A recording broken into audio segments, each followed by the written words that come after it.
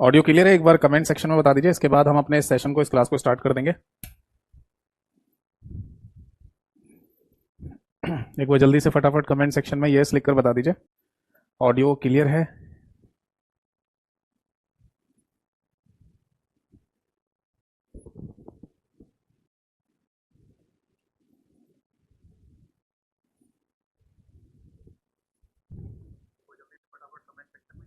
ठीक है जी, ऑडियो एकदम क्लियर है, परफेक्ट है।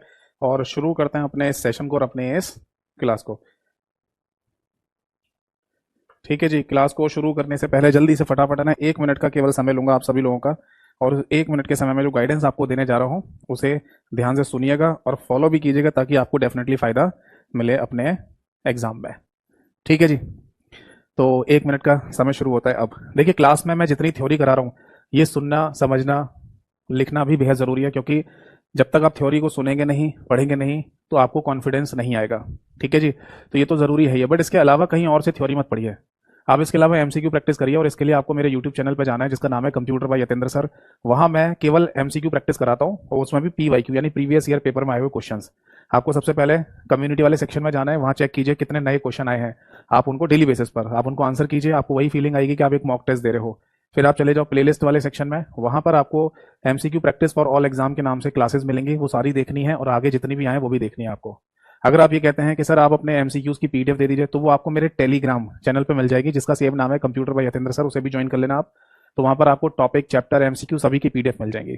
ठीक है, अगर मेरे यूट्यूब और टेलीग्राम दोनों ऑफिशियल चैनल से कोई जुड़ नहीं पा रहा है, तो आप मुझे सीधे व्हाट्सएप या टेलीग्राम किसी पर भी अपने बैच का नाम लिखकर मैसेज कर दीजिएगा, मेरे ऑफिशियल लिंक आपके पास आ जाएंगे।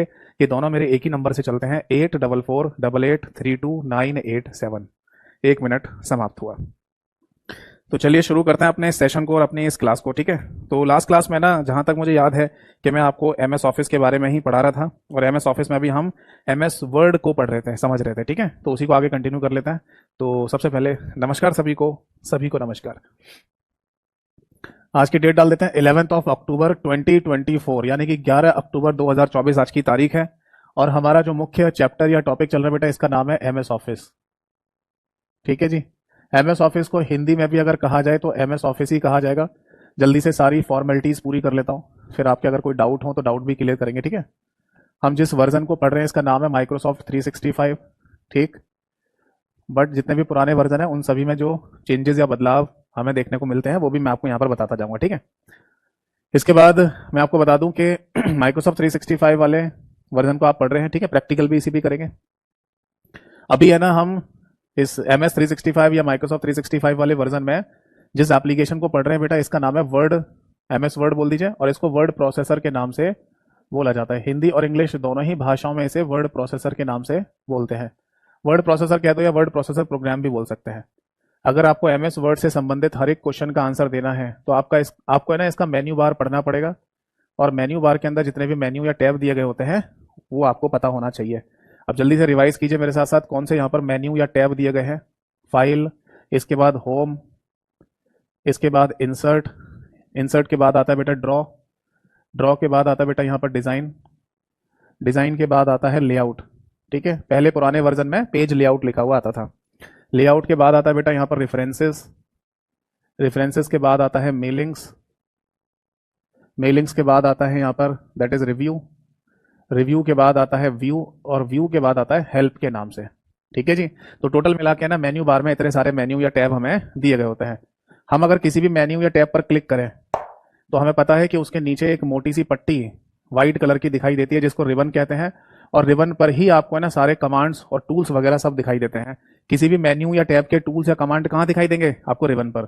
और रिबन में भी ध्यान से याद रखिएगा कि मैंने आपको समझाया था कि पहले ग्रुप्स बने होते हैं, पहले ग्रुप्स होते हैं, फिर ग्रुप्स के अंदर कमांड्स या टूल्स होती हैं। ठीक है, तो हम लास्ट क्लास में फाइल वाला मेन्यू तो डिस्कस कर ही चुके हैं, होम वाला हमारा चल रहा था, इसमें अभी भी कुछ और चीजें बची हुई हैं, वो मैं आपको समझा दूं, फिर आगे बढ़ेंगे। ठीक, बट आगे बढ़ने से पहले है ना, जैसा कि मैं देख पा रहा हूं एक बच्चे ने कमेंट किया है, सर एक बार फॉर्मेट पेंटर को वापस से समझा दीजिए। चलिए मैं बता देता हूँ। फॉर्मेट पेंटर एक्चुअली होता क्या है ना, जब हम MS वर्ड में काम कर रहे होते हैं, टाइपिंग कर रहे होते हैं, तो उस समय हम किसी भी शब्द के ऊपर है ना फॉर्मेटिंग टूल अप्लाई कर सकते हैं। अब फॉर्मेटिंग टूल क्या होता है ये मैंने लास्ट क्लास में लिखवाया भी था आपको। ठीक है, जैसे बोल्ड, इटैलिक, अंडरलाइन करना, किसी फॉन्ट का साइज चेंज करना, किसी फॉन्ट का फॉन्ट फेस या फॉन्ट टाइप फेस चेंज करना, है ना, तो ये सब चीजें कहलाती हैं, कलर चेंज करना, तो ये सब चीजें कहलाती हैं फॉर्मेटिंग टूल्स। अब सपोज दैट कि आप चाहते हैं कि किसी शब्द के ऊपर जो फॉर्मेटिंग टूल लगे हुए हैं उनको कॉपी करके किसी दूसरे शब्द पर, है ना, एक माउस के सिंगल क्लिक से वो सारे फॉर्मेटिंग टूल अप्लाई हो जाएं, आप ऐसा चाहते हैं, तो इसके लिए ना आपको क्या करना पड़ेगा, इसके लिए आपको फॉर्मेट पेंटर नाम के टूल का इस्तेमाल करना पड़ता है। फॉर्मेट पेंटर होता है, प्रिंटर नहीं होता है विशाल, फॉर्मेट पेंटर बोलते हैं उसको, ठीक है। और फॉर्मेट पेंटर वाले टूल को मल्टीपल टाइम्स अगर आप यूज में लाना चाहते हैं, यानी कि आप मतलब कई सारे शब्द हैं जिनके ऊपर फॉर्मेटिंग टूल को अप्लाई करना चाहते हैं माउस के सिंगल क्लिक से, तो फिर फॉर्मेट पेंटर नाम के टूल पर माउस से आपको डबल क्लिक करना पड़ेगा, तब ऐसा एक्टिवेट होता है, ठीक है।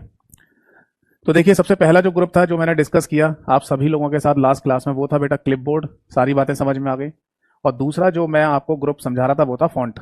फॉन्ट के अंदर भी है ना हमने कुछ चीजें देख ली, जैसे कि फॉन्ट के बारे में बता दिया मैंने, जिसको फॉन्ट टाइप भी बोल देते हैं या फॉन्ट टाइप फेस भी कहा जाता है।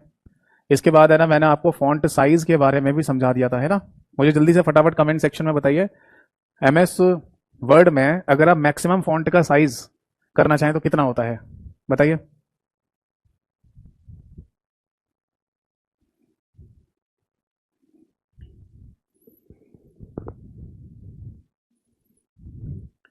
मैक्सिमम फॉन्ट का साइज एमएस वर्ड में कितना होता है?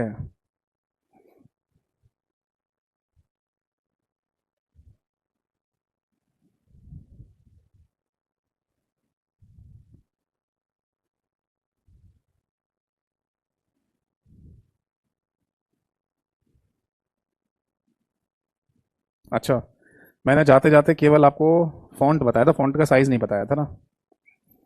यही मैं चेक कर रहा था अभी, नहीं बताया था मैं, चलिए बता देता हूँ उसको, ठीक है।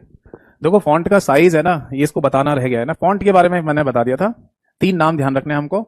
एक तो 2003 वाले वर्जन तक टाइम्स न्यू रोमन, फिर 2007 से लेकर आगे जितने भी वर्जन है, यानी कि माइक्रोसॉफ्ट 365 वाले वर्जन तक कैलिब्री, और माइक्रोसॉफ्ट 365 वाले वर्जन में ही एक नई अपडेट आई है जिसमें फॉन्ट का नाम क्या कर दिया, अब बाय डिफॉल्ट फॉन्ट का नाम एप्टॉस कर दिया है, ये याद रखना है। फॉन्ट के साइज के बारे में चर्चा करते हैं, अब इसका मीनिंग क्या है वो मैं आपको समझाता हूं। देखो अगर आप है ना एमएस वर्ड में टाइपिंग कर रहे हैं, एमएस वर्ड में काम कर रहे हैं, तो सीधी सी बात है आप जो भी लिखेंगे ना वो उसका साइज छोटा बड़ा तो हो ही सकता है ना। जैसे आपको हेलो शब्द लिखना है तो हेलो ऐसा भी लिख सकते हो, हेलो इतना बड़ा भी लिख सकते हो, आप हेलो को बहुत छोटा भी लिख सकते हो। तो इसका सिंपल सा मीनिंग ये है कि आपको है ना फॉन्ट का साइज एडजस्ट यहां पर करना पड़ेगा अपने अनुसार, यानी आप जितना फॉन्ट का साइज रखना चाहते हैं वो आप यहां पर रख सकते हो, बट कोई ना कोई तो लिमिट होती होगी ना फॉन्ट के साइज की। तो देखो जो लिमिट बनाई गई है वो कुछ इस तरीके से है, ध्यान रखिएगा। आप है ना जब एमएस वर्ड में काम करेंगे तो वहां पर ऐसे एक लिस्ट खुल के आती है फॉन्ट के साइज के लिए, इस तरीके से एक लिस्ट खुल के आएगी, और इस लिस्ट में ना नंबर लिखे होते हैं यहाँ पर, और मिनिमम नंबर लिखा होता है यहाँ 8, फिर इसके आगे है ना 9, फिर 10, फिर 11, फिर 12, और इस तरीके से फिर ये नंबर आगे बढ़ते जाते हैं, और यहाँ पर लिखा होता है लास्ट में 72, यानी कि 72। तो पहली बात तो ये आती है कि इस तरीके की कोई लिस्ट जो आपको कई सारे ऑप्शन दे और नीचे की तरफ गिरते हुए दिखाई दे तो उसे क्या बोला जाता है, तो बेटा इसे कहते हैं पुल डाउन मेन्यू या ड्रॉप डाउन मेन्यू। ये ध्यान रखना, इंपॉर्टेंट क्वेश्चन है, पेपरों में भी पूछा गया है। पहली बात तो मेन्यू शब्द का इस्तेमाल किया जाता है यहां पर, ठीक है, लिस्ट शब्द का इस्तेमाल नहीं करते। तो पुल डाउन मेन्यू या ड्रॉप डाउन मेन्यू के नाम से इसको बोल दिया जाता है।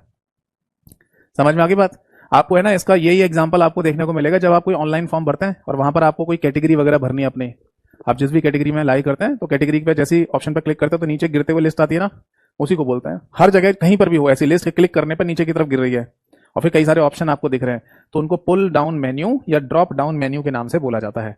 तो एक बात तो समझ में आई कि यहां पर मिनिमम 8 और मैक्सिमम 72 नंबर आपको लिखा हुआ दिखाई देगा, बट एक्चुअल में मिनिमम 8 और मैक्सिमम 72 नहीं होता है। आप मैनुअली चाहें तो मिनिमम 1 तक और मैक्सिमम 1638 तक भी फॉन्ट के साइज को ले जा सकते हैं। मिनिमम 1 तक कर सकते हो और मैक्सिमम 1638 तक भी फॉन्ट का साइज चला जाएगा अगर आप खुद से नंबर टाइप करेंगे फॉन्ट के साइज का। ये आपको ऑप्शन दिया गया होता है यहाँ पर, आप इस जगह पर फॉन्ट का साइज खुद से टाइप कर सकते हो। जैसे यहाँ लिस्ट में ना आपको कहीं पे भी पॉइंट में नहीं मिलेगा फॉन्ट का साइज, जैसे 9 के बाद 10 लिखा है, 10 के बाद 11 लिखा हुआ है, बट आप है ना फॉन्ट का साइज 10.5 करना चाहते हैं तो क्या हो सकता है? हाँ हो जाएगा। आप मैनुअली यहाँ पर टाइप कर दीजिए 10.5, तो फॉन्ट का साइज 10.5 भी हो जाता है। तो बट कितना? मैक्सिमम 1638 तक, ठीक है, ये बात आपको यहाँ पर ध्यान रखनी है। अच्छा, अगर जब हम एमएस वर्ड में काम कर रहे होते हैं तो बाय डिफॉल्ट अपने आप ही कितना फॉन्ट का साइज आता है, तो इसमें भी दो क्वेश्चन है। पहला क्वेश्चन तो ये है, लिखिए 12 पॉइंट, ये था टिल 2003 वाले वर्जन तक, यानी कि एमएस वर्ड 2003 वाले वर्जन तक 12 पॉइंट अपने आप पहले से आता था फॉन्ट का साइज।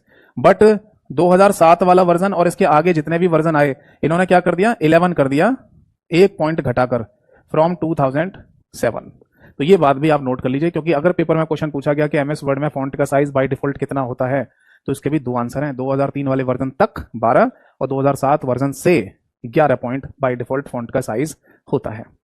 अब नोट करेंगे यहां पर हम शॉर्टकट की। देखो क्या है, क्या हम फॉन्ट के साइज को है ना एक शॉर्टकट की से भी है ना बड़ा और छोटा कर सकते हैं? हाँ।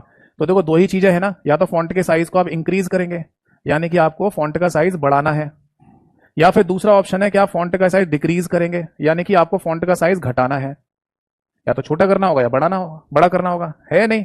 तो देखो, अगर आपको फॉन्ट का साइज इंक्रीज करना है तो बेटा इसकी शॉर्टकट की होती है कंट्रोल के साथ क्लोज ब्रैकेट, ये वाला ब्रैकेट आपको दबाना है। और अगर आपको फॉन्ट का साइज डिक्रीज करना है तो इसकी शॉर्टकट की है कंट्रोल के साथ ओपन ब्रैकेट। कीबोर्ड पर ये वाले ब्रैकेट वाले सिंबल होते हैं ना, तो इनका यूज आपको यहां पर करना होगा। अब आप बोलेंगे सर हम कभी अगर भूल गए, हमारे दिमाग में अगर कभी कंफ्यूजन आ गया कि इंक्रीज करने के लिए बढ़ाने के लिए ये ब्रैकेट था या ये ब्रैकेट था, तो कोई ट्रिक नहीं है यहाँ पर? ट्रिक भी है। देखो, अगर मैं फॉन्ट के साइज को बढ़ाता जा रहा हूं, फॉन्ट के साइज को बढ़ाता जा रहा हूं, बड़ा करता जा रहा हूं, तो ये कहीं ना कहीं जाके तो रुकेगा ना। कहां रुक जाता है? 1638 पर जाकर। तो ऐसे याद कर लो कि फॉन्ट के साइज को अगर आप बढ़ाते चले जा रहे हैं तो कहीं ना कहीं रुक जाएगा, ये कहीं ना कहीं आपको रोकना पड़ेगा। रोकने के लिए क्या होता है? बंद वाला ब्रैकेट। तो कितने पे जाके रुक सकता है? 1638 पे जाके रुक जाएगा ये। तो ऐसे याद कर लेना, तो कंफ्यूजन नहीं होगा। आप समझ में आया? आगे देखो, बट अगर कभी पूछा जाए कि फॉन्ट के साइज को आपको बढ़ाना है तो इसकी कोई शॉर्टकट की है, और अगर ये ऑप्शन में ना दे रखी हो तो एक ऑप्शन और भी हो सकता है, दैट इज CTRL, यानी कंट्रोल के साथ आपको शिफ्ट दबाना है और शिफ्ट के साथ आपको ये ग्रेटर देन वाला सिंबल लगा देना है। सेम इसका अपोजिट कर लो तो घटाने की भी शॉर्टकट की इसी जैसी ही है, यानी कि कंट्रोल के साथ आपको शिफ्ट वाली की दबानी है और इसके साथ लेस देन वाला सिंबल दबा दीजिए। यानी जिस तरफ इसका मुंह है उसी तरफ इसका होगा, जिस तरफ इसका है उसी तरफ इसका होगा। तो ये दो शॉर्टकट की आप यहां पर याद रख सकते हैं।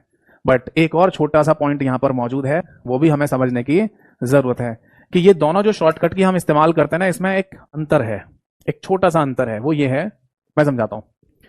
अगर आपको कभी भी फॉन्ट का साइज एक एक पॉइंट बढ़ाना है, एक एक पॉइंट, हमेशा एक एक पॉइंट, जैसे सपोज दैट फॉन्ट का साइज है मान लीजिए 8, आप फिर 9 करना चाहते हैं, फिर 10 करना चाहते हैं, फिर 11 करना चाहते हैं, फिर 12 करना चाहते हैं, फिर 13 करना चाहते हैं, फिर 14, 15, 16 एंड सो ऑन। यानी अगर आप फॉन्ट के साइज को हमेशा एक एक पॉइंट ही बढ़ाना चाहते हैं, इसी की शॉर्टकट की होती है बेटा ये वाली जो मैंने लिखवाई है, इसी की शॉर्टकट की है control plus close bracket. But ऐसा हो सकता है ना, जैसे मान लो आपका फॉन्ट का साइज 8 है, इसके बाद 9 था, इसके बाद 10 है ना, इसके बाद 11 है, फिर इसके बाद 12 हो जाता है, फिर 12 के बाद आपको 14 करना है, 14 के बाद आपको 16 करना है, 16 के बाद आपको 18 करना है, 18 के बाद आपको मान लीजिए 20 करना है, 22 करना है, 24 करना है एंड सो ऑन। तो इसके लिए ना ये वाली शॉर्टकट की इस्तेमाल में लाई जाती है। कहने का मतलब कि जो ये वाली शॉर्टकट की है कंट्रोल प्लस क्लोज ब्रैकेट वाली, है ना, तो इससे हमेशा फॉन्ट का साइज एक एक पॉइंट ही आगे बढ़ता है। नोट कर लेना या फिर दिमाग में रखिएगा, हमेशा एक एक पॉइंट आगे बढ़ेगा फॉन्ट का साइज। बट अगर कंट्रोल के साथ शिफ्ट के साथ ये ग्रेटर देन का सिंबल अगर आप लगा देंगे तो इससे क्या होगा, बाय डिफॉल्ट तक, बाय डिफॉल्ट क्या होता है, वैसे तो अभी के वर्जन में 11 है, बट यहां 12 भी आप ऐसे मान सकते हो, क्योंकि पुराने वर्जन में 12 तो होता था ना। तो 12 तक है ना एक एक पॉइंट बढ़ेगा, यानी 8 के बाद 9, 10, 11, 12, बट इसके बाद फिर दो दो पॉइंट बढ़ना शुरू हो जाता है इस वाली शॉर्टकट की से। बताओ जी, समझ में आ गया है नहीं? समझ में आ गया है नहीं? इस शॉर्टकट की से हमेशा फॉन्ट का साइज एक एक बढ़ेगा, और इस शॉर्टकट की से बाय डिफॉल्ट तक यानी 12 पॉइंट तक एक एक पॉइंट, और 12 के बाद दो दो पॉइंट बढ़ना शुरू हो जाता है। ये दोनों में डिफरेंस है। अब इसी बात को अगर मैं अपोजिट कर दूं, यानी कि उल्टा कर दूं इसी बात को, तो ये डिक्रीज वाला हो जाएगा, यानी कि फॉन्ट के साइज को घटाने वाला। यानी अगर मैं कंट्रोल प्लस ये ओपन ब्रैकेट का इस्तेमाल करूं, कंट्रोल प्लस ओपन ब्रैकेट, तो इससे क्या होगा, फॉन्ट का साइज हमेशा एक एक पॉइंट घटता है, फॉन्ट का साइज एक एक पॉइंट घटेगा। ठीक है जी। बट अगर मैं control plus shift plus less than symbol का इस्तेमाल करूंगा तो आप घटा रहे हैं ना, तो बाय डिफॉल्ट तक घटेगा दो दो पॉइंट, उसके बाद एक एक पॉइंट। यानी जिस तरीके से हम बढ़ा रहे हैं, इंक्रीज कर रहे हैं, उसी तरीके से घटेगा वापस, दोनों कंडीशन में। अगर यहां पर एक एक पॉइंट, यहां पर बाय डिफॉल्ट तक दो दो पॉइंट, उसके बाद एक एक पॉइंट। बताओ समझ में आ गई बात या नहीं? एक बच्चे ने लिखा है इंक्रीज करें तो सर कितना नंबर आता है? मैक्सिमम इंक्रीज करें, ये लिखा तो है। आप फॉन्ट के साइज को है ना अधिकतम 1638 पॉइंट तक ले जा सकते हैं, बस इससे ज्यादा फॉन्ट का साइज नहीं आएगा। अगर आप 1638 से ज्यादा फॉन्ट का साइज करना चाहोगे तो वो मैसेज दे देगा कि ये मैक्सिमम लिमिट है, इससे ज्यादा आप फॉन्ट के साइज को नहीं रख सकते। बताओ जी, बात समझ में आ गई या नहीं? ठीक है। अब देखो, नोट करना हो इन बातों को तो नोट कर लो, बाकी तो आपको पता ही है। मेरा जो टेलीग्राम चैनल है कंप्यूटर बाय यतेंद्र सर के नाम से, जो मैंने क्लास के शुरुआत में भी आपको बताया है, वहां पर ये एज इट इज बिल्कुल लिखा हुआ मिल जाएगा MS वर्ड वाली क्लास PDF में, तो वहां से भी आप रिवीजन कर सकते हैं। तो ध्यान से यहाँ पर केवल सुनते रहिए, ठीक है बेटा। तो फॉन्ट के साइज का कॉन्सेप्ट क्लियर हो गया आपका। चलो आगे देखो, इसके बाद है ना नेक्स्ट पॉइंट आता है, that is bold, italic, italic और अंडरलाइन। मतलब आपको तीन है ना यहाँ पर टूल मिलेंगे, बोल्ड, इटैलिक और अंडरलाइन वाले। अब इनका मीनिंग आपको पता ही होगा बोल्ड का, क्योंकि लास्ट क्लास में भी मैंने आपको समझाया था कि अगर जैसे कोई शब्द लिखा हुआ है हेलो, और आप इसे है ना थोड़ा डार्क डार्क लिख कर दिखाना चाहते हैं, इस तरीके से उभरा हुआ है ना, तो इसी को बोल्ड कहा जाता है। तो हेलो शब्द को अगर आपने इस तरीके से दिखाया तो ये बोल्ड कहलाएगा। अब हेलो शब्द को है ना अगर आप टेढ़ा टेढ़ा लिख कर दिखाना चाहते हैं ऐसा, तो इसको इटैलिक कहते हैं बेटा। और हेलो शब्द के नीचे है ना अगर आप एक अंडरलाइन करना चाहते हैं तो ये अंडरलाइन टूल कहलाता है। तो ये बेसिकली है ना बोल्ड, इटैलिक, अंडरलाइन आपको यहाँ पर फॉन्ट वाले ग्रुप के अंदर ही मिल जाएगा। ये बात समझ में आ गई या नहीं? ठीक है। तो बोल्ड, इटैलिक, अंडरलाइन जो हम करते हैं ना किसी भी टेक्स्ट के ऊपर, टेक्स्ट का मतलब जो शब्द लिख रहे हैं हम, तो इनकी है ना अपनी शॉर्टकट की भी मौजूद होती है। जैसे बोल्ड की शॉर्टकट की होती है CTRL+B, इटैलिक की शॉर्टकट की होती है दैट इज Ctrl+I, है ना, और अंडरलाइन की शॉर्टकट की होती है that is CTRL+U is the right answer. Bold, italic और अंडरलाइन। अब यहीं पर है ना आपको एक पॉइंट और लिखना पड़ेगा, और वो है डबल अंडरलाइन। ये भी नोट कर लो। बीते कुछ समय पहले एक पेपर हुआ था जहां पर ये क्वेश्चन एग्जाम में पूछा गया, पेपर में पूछा गया कि बताइए अगर आप किसी शब्द के नीचे डबल अंडरलाइन लाना चाहते हैं तो इसकी शॉर्टकट की क्या होती है। तो बेटा इसकी शॉर्टकट की है CTRL, यानी कि कंट्रोल के साथ आप शिफ्ट दबाइए और शिफ्ट के साथ D दबा दीजिए। तो इससे आप किसी भी शब्द के नीचे डबल अंडरलाइन ला सकते हैं। बट डबल अंडरलाइन लाने का एक और भी ऑप्शन होता है, वो क्या है कि जब आप फॉन्ट वाले ग्रुप के अंदर जाएंगे ना, वहां पर आपको अंडरलाइन का एक ऑप्शन मिलेगा। इस अंडरलाइन वाले ऑप्शन पर जैसे ही आप क्लिक करोगे ना, तो वहां पर भी एक लिस्ट खुल के आएगी, यानी कि एक ड्रॉप डाउन मेन्यू खुल के आता है जिसमें कई सारी अंडरलाइन करने के ऑप्शन होते हैं। मतलब जरूरी नहीं कि अंडरलाइन ऐसी ही होनी चाहिए, तो कई सारे ऑप्शन खुल के आएंगे वहां पर अंडरलाइन के। जैसे एक अंडरलाइन हो गया, डबल अंडरलाइन हो गया, या डॉटेड अंडरलाइन हो गया, या डैश अंडरलाइन हो गया, या वेव अंडरलाइन हो गया। इस तरीके की बहुत सारी अंडरलाइन के ऑप्शन खुल के आते हैं वहां पर। तो बस आपको और अंडरलाइन को याद नहीं करना, क्योंकि इसके क्वेश्चन नहीं पूछे जाते हैं, केवल पेपर में पूछते हैं कि अंडरलाइन और डबल अंडरलाइन का शॉर्टकट की क्या है। तो Ctrl+U और Ctrl+Shift+D is the right answer. बाकी अगर शॉर्टकट की नहीं पूछेगा तो ये पूछेगा कि बताओ डबल अंडरलाइन कैसे कर सकते हो। तो इसका सिंपल सा आंसर ये है कि होम वाले मेन्यू के अंदर, फॉन्ट वाले ग्रुप के अंदर अंडरलाइन टूल पर क्लिक करने पर आपको डबल अंडरलाइन का ऑप्शन भी मिल जाता है। ठीक, अब आगे देखो। अब एक इंपॉर्टेंट पॉइंट मैं यहां पर लिखवाने जा रहा हूं, वो ध्यान से सुनना। देखो, अगर कभी आपसे ये कहा जाए कि फॉन्ट स्टाइल ये क्या होते हैं MS वर्ड में, तो ध्यान से लिख लेना या दिमाग में रखना। एक नाम होता है यहां पर रेगुलर, एक नाम है बोल्ड जो कि यहां लिखा हुआ, और एक है यहां पर नाम इटैलिक। इन तीनों शब्दों को MS वर्ड में फॉन्ट स्टाइल के नाम से बोला जाता है। अब आप बोलेंगे सर बोल्ड और इटैलिक तो देखो यहां पर लिखा हुआ है दोनों नाम, ये रेगुलर कहां लिखा हुआ मिलेगा। तो आंसर है इसका रेगुलर कहीं पर भी लिखा हुआ नहीं मिलता, कहीं पर भी ऑप्शन नहीं है रेगुलर शब्द का जिस पर आप क्लिक करके रेगुलर फॉन्ट स्टाइल कर लो। तो फिर ये रेगुलर आया कहां से? तो आप मुझे ये बताइए, जब आप MS वर्ड में काम करना शुरू करते हैं, टाइपिंग शुरू करते हैं, उस समय बिल्कुल MS वर्ड की एप्लीकेशन अभी अभी खोली और आप टाइपिंग करना शुरू कर दो, तो आपको किसी भी तरीके की फॉन्ट की स्टाइल वगैरह सेट करनी पड़ती है वहां पर? नहीं, कुछ नहीं। बस जैसे ही आप MS वर्ड की फाइल को ओपन करेंगे तुरंत टाइपिंग करना शुरू कर दो, लिखना शुरू कर दो। तो बाय डिफॉल्ट केस में, यानी कि स्वतः ही जो स्टाइल आपके सामने आती है टाइपिंग के लिए, उसी को हम यहाँ पर बेसिकली क्या कह रहे हैं, उसी को रेगुलर स्टाइल के नाम से बोला जाता है। बताइए बात समझ में आ गई या नहीं? तो लिखना चाहें तो हम लिख सकते हैं कि रेगुलर हमारे MS वर्ड में बाय डिफॉल्ट, यानी कि स्वतः ही आने वाला स्टाइल होता है। ये बात मैंने पहले भी आपको समझाई है कि बाय डिफॉल्ट शब्द है ना बहुत बार इस्तेमाल में लाया जाएगा यहाँ पर पूरे वर्ड, एक्सेल, पावर पॉइंट तीनों में, जिसका मीनिंग होता है स्वतः ही। मतलब कोई भी ऐसा काम जो अपने आप से हो रहा हो तो उसे बाय डिफॉल्ट कहा जाता है। तो रेगुलर फॉन्ट स्टाइल हमारे MS वर्ड में अपने आप ही सेलेक्ट होकर आती है। ठीक है, तो तीन नाम होते हैं फॉन्ट स्टाइल के, रेगुलर, बोल्ड, इटैलिक। अब इसके बाद आगे देखिए, ये नोट कर लिया सभी ने, बोल्ड, इटैलिक, अंडरलाइन। इसके बाद जैसे हम आगे बढ़ेंगे ना, तो हमें यहाँ पर यानी कि फॉन्ट वाले इस ग्रुप के अंदर और भी कई सारे टूल मिल जाएंगे, जैसे कि स्ट्राइक थ्रू के नाम से। स्ट्राइक थ्रू ये क्या होता है जी? आपने कभी है ना ऐसा देखा है, आपने कभी देखा है ऐसा कि कोई शब्द लिखा हुआ है और उसके, मतलब कोई भी शब्द लिखा हुआ है और उसको बीच में से ऐसे कट करके दिखाया गया हो, या जैसे सपोज दैट कोई प्राइसिंग वगैरह लिखी हुई है उसको बीच में से कट करके ऐसे दिखाया हो। और ऐसे चीज, ये चीज है ना आपको कहाँ देखने को मिलेगी? ये चीज मिलेगी आपको जैसे किसी जगह पर डिस्काउंट वगैरह दिया जा रहा होगा, या होता है ना, कहीं कहीं पर डिस्काउंट दिखाते हैं कि 1000 रुपए का कोई प्राइस है, उसको डिस्काउंट करके 50% डिस्काउंट पर ये 500 रुपीज का हो गया, तो ऐसे दिखा देता है कि 50% का डिस्काउंट कर दिया है और 1000 रुपए की चीज अब 500 रुपए में मिल रही है, तो बीच में से कट करके दिखाते हैं। तो इसी को बेसिकली स्ट्राइक थ्रू के नाम से बोला जाता है। तो स्ट्राइक थ्रू नाम का भी टूल आपको यहाँ पर दिया गया होता है। इसकी अपनी कोई शॉर्टकट की होती है? तो आंसर है नहीं, इसकी कोई शॉर्टकट की नहीं है। इसके बाद है ना, इसी फॉन्ट वाले ग्रुप में आपको एक टूल मिलेगा जिसको बोलते हैं सुपर स्क्रिप्ट। ये शायद आपको पता होगा, आपने पहले भी अप्लाई किया होगा। सुपर स्क्रिप्ट क्या होता है? सुपर स्क्रिप्ट में बेसिकली है ना, आप किसी भी टेक्स्ट को बेस लाइन से ऊपर ले जाते हैं। इस बात को आप ऐसे समझ लो, जैसे आप है ना एमएस वर्ड की फाइल में टाइपिंग कर रहे हैं ABCD और टाइप करते ही जा रहे थे, तो ये बेसिकली बेस लाइन कहलाती है। अब आपको लगता है या आपको लगे कि ये CD जो लिखा हुआ है इसे मुझे AB के ऊपर ले जाना है, जैसे पावर लगाई जाती है, तो आप क्या करेंगे, फिर से AB लिखेंगे और इस CD को सेलेक्ट करके सुपर स्क्रिप्ट पर क्लिक कर देंगे, तो CD ऐसे ऊपर चला जाएगा बेस लाइन से। तो पेपर में क्वेश्चन ये पूछा जाता है कि किसी भी टेक्स्ट को आप अगर बेस लाइन से ऊपर ले जाना चाहते हैं तो इसे या इस टूल को क्या कहा जाता है?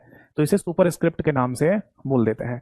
तो या तो सुपर स्क्रिप्ट यहां से अप्लाई कर दो, यानी कि किसी भी टेक्स्ट को सेलेक्ट करके और आप सुपर स्क्रिप्ट पर क्लिक कर दो, तो ये CD जो लिखा है ना ऊपर चला जाएगा, जैसे पावर लगती है। या फिर आप है ना यहाँ पर शॉर्टकट की इस्तेमाल कर सकते हैं, जिसमें आपको कंट्रोल दबाना है, फिर इसके बाद शिफ्ट वाली बटन दबानी है और फिर इसके बाद प्लस वाली बटन दबानी है। ठीक है, यहां पर प्लस प्लस 2 बार आ रहा है ना, तो ये वाला प्लस का कोई मतलब नहीं है, इस वाले प्लस का भी कोई मतलब नहीं होता। इसका मतलब तो ये होता है के साथ, यानी कंट्रोल के साथ शिफ्ट के साथ प्लस। तो कीबोर्ड से प्लस लास्ट में जैसे आप दबाएंगे तो जो भी टेक्स्ट आपने सेलेक्ट किया है वो सुपर स्क्रिप्ट बन जाएगा। ठीक है, यहीं पर आपको एक और टूल देखने को मिलेगा जिसे सब स्क्रिप्ट के नाम से बोला जाता है। ये क्या चीज होती है? देखो, सब स्क्रिप्ट में बेसिकली आपका जो टेक्स्ट है वो बेस लाइन से नीचे चला जाएगा, सब स्क्रिप्ट में नीचे चला जाएगा। जैसे आपने लिखा ABCD और ये है आपकी बेस लाइन जहां पर आप टाइपिंग कर रहे हैं एमएस वर्ड में। आपको लगता है कि ये CD है ना, मेरे को नीचे लेके जाना है बेस लाइन से, तो ये AB लिखा आएगा और इसके नीचे ऐसे CD आ जाएगा, तो इसी को बोलते हैं सब स्क्रिप्ट कर देना। तो किसी भी टेक्स्ट को सेलेक्ट करने के बाद या तो सब स्क्रिप्ट टूल पर क्लिक कर दीजिए, नहीं तो एक शॉर्टकट की इस्तेमाल कीजिए, दैट इज CTRL, यानी कि कंट्रोल के साथ इक्वल टू वाली की। यानी किसी भी टेक्स्ट को सेलेक्ट करके कंट्रोल के साथ इक्वल टू दबा दीजिए, ऑटोमेटिकली वो टेक्स्ट नीचे बेस में चला जाएगा, है ना। सपोज दैट कि हमको है ना ऐसे लिखना है लॉग और उसके बाद 10 लिखना है, तो ये 10 नीचे कैसे जाएगा? इसको सेलेक्ट करके कंट्रोल प्लस इक्वल टू दबा दो, वो नीचे चला जाएगा। ठीक है, नोट कर लीजिए इसको, कोई डाउट है तो पूछिए।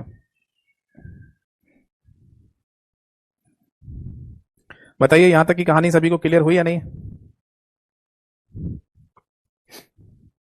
ठीक है, अब देखो, ये तो चीजें हमें पता चल गई कि सबस्क्रिप्ट, सुपरस्क्रिप्ट और स्ट्राइक थ्रू होता क्या है, बट एमएस वर्ड में इन तीनों नाम को भी कलेक्टिवली कुछ कहा जाता है? तो आंसर है जी हाँ।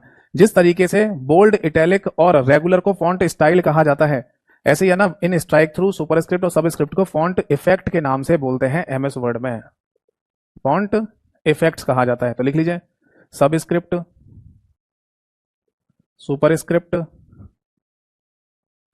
और स्ट्राइक थ्रू। अभी बीते कुछ समय पहले एक पेपर हुआ है जहां पर यह क्वेश्चन पूछा गया था कि बताओ एमएस वर्ड में इनमें से कौन सा फॉन्ट इफेक्ट होता है, तो एक ऑप्शन पर लिखा था स्ट्राइक थ्रू, वही सही आंसर था हमारा।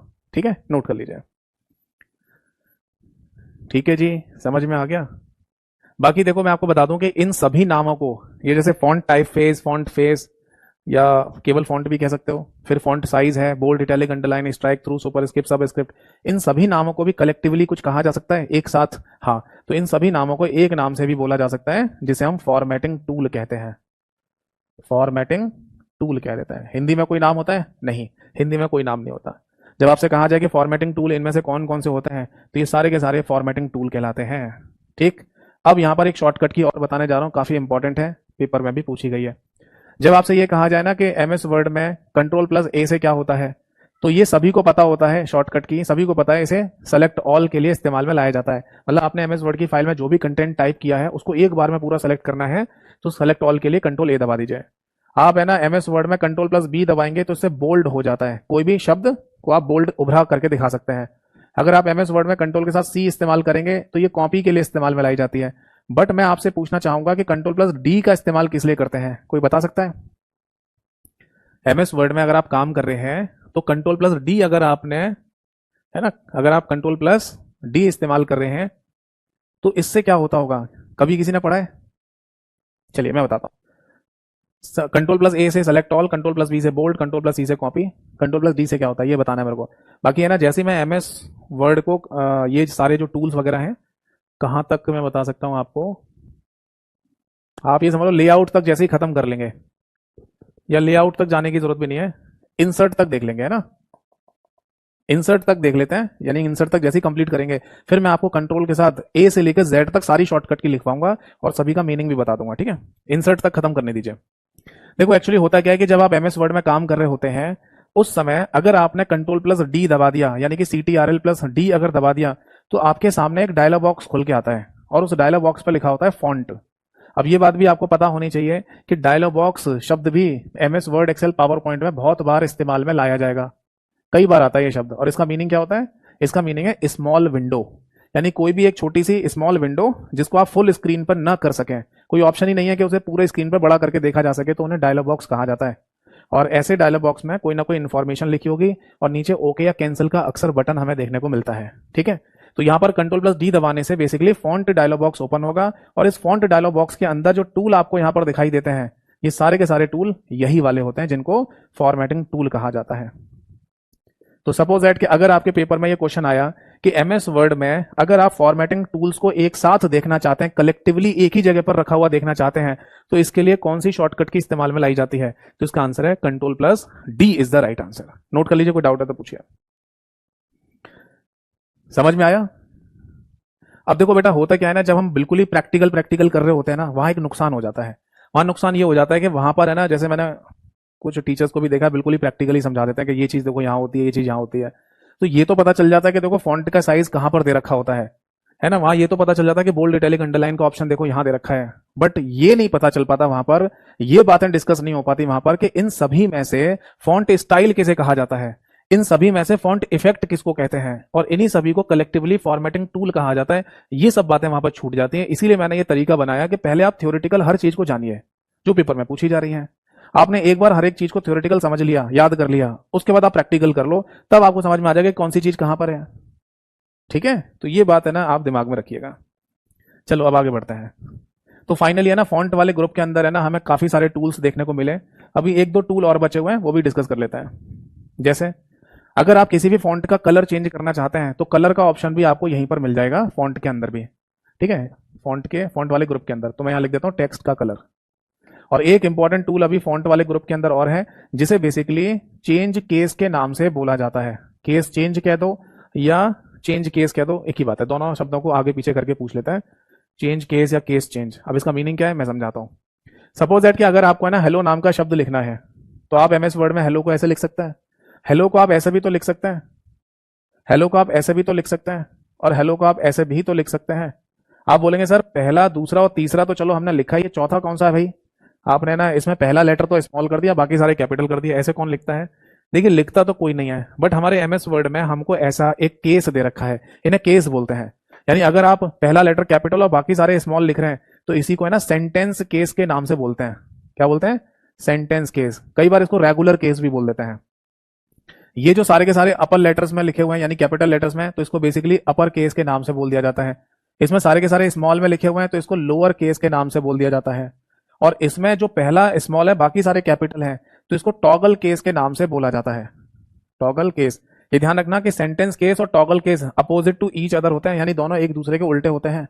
देखो यहां पहला कैपिटल है बाकी सारे स्मॉल है, यहां पहला स्मॉल है बाकी सारे कैपिटल है, ठीक है। तो अगर कभी पेपर में क्वेश्चन ये भी पूछ लिया जाए कि एमएस वर्ड में सेंटेंस केस का अपोजिट केस बताओ क्या होता है, या टॉगल केस का अपोजिट केस बताओ क्या होता है, तो ये दोनों एक दूसरे के अपोजिट हैं, ये बात ध्यान रखिएगा। एमएस वर्ड में एक पांचवा और भी केस होता है जिसको बोलते हैं कैपिटलाइज, कैपिटलाइज ईच वर्ड। ये कौन सा केस है, कैपिटलाइज ईच वर्ड का कोई हिंदी नाम तो नहीं है, इसको अंग्रेजी में याद रखना पड़ता है, बट मीनिंग निकाल सकते हैं कि हर एक शब्द का पहला अक्षर कैपिटल होना। जैसे सपोज दैट कि एमएस वर्ड में आप टाइपिंग कर रहे हैं और आपको लिखना है दिस इज ए बॉय, तो जैसे आप लिखेंगे दिस, टी कैपिटल हो जाएगा, इज लिखेंगे आई कैपिटल, ए कैपिटल, और बॉय का बी कैपिटल। तो कोई भी सेंटेंस अगर आप लिखते हैं उसमें हर एक शब्द का पहला लेटर या पहला अक्षर अगर कैपिटल लेटर्स में आपको लिखा हुआ दिख जाए तो उसी को इस तरीके का फॉर्मेट लिखा हुआ मिल जाए या आप लिखना चाहते हैं तो इसी को कैपिटलाइज ईच वर्ड के नाम से बोला जाता है। तो मुझे ये बताइए कि टोटल मिला के केस चेंज या चेंज केस कितने प्रकार के होते हैं, तो आंसर है टोटल 5 टाइप के होते हैं। नोट कर लीजिए इसको।